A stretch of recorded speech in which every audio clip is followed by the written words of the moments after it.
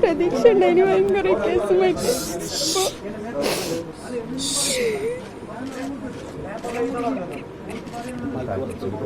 കുറച്ച് പറഞ്ഞ സേതാ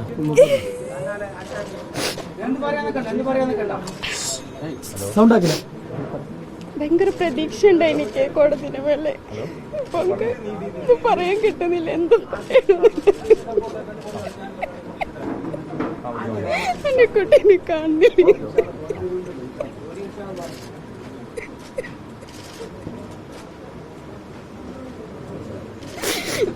ഞങ്ങൾക്ക് വളരെ വേദനാജനകമായ ഒരു വിധിയാണ് ഇപ്പോൾ വന്നത്. പിന്നെ ഇതിനെക്കുറിച്ച് ജഡ്ജ്മെൻറ്റ് കിട്ടിയതിന് ശേഷം ബാക്കി കാര്യങ്ങളൊക്കെ ഞങ്ങൾ ആലോചിച്ചിരുന്നു. ഒരിക്കലും പ്രതീക്ഷിച്ചില്ല. കാരണം കഴിഞ്ഞ 7 വർഷമായി പ്രതികൾ ജയിലിലാണ്. പല കാര്യങ്ങളുമായി ഹൈക്കോടതിയൊക്കെ സമീപിച്ചപ്പോലും ഈ കേസിൻ്റെ പ്രത്യേകത മനസ്സിലാക്കിയാണ് കോടതി ഒരിക്കലും ജാമ്യം പോലും നൽകാത്തൊരു കേസായിരുന്നു. അത് ഞങ്ങൾ ആലോചിച്ചിട്ട് തീരുമാനിക്കും. അതിൻ്റെ കാര്യങ്ങളൊക്കെ എങ്ങനെയാണ് ഞങ്ങളെല്ലാവരും ആലോചിച്ചിട്ട് തീരുമാനമെടുക്കും. അങ്ങനെ ഒന്നും പറയാനൊന്നുമില്ല. ജഡ്ജ്മെൻറ്റ് കണ്ടതിന് ശേഷമേ നമ്മളിപ്പോൾ പറയാൻ പറ്റും.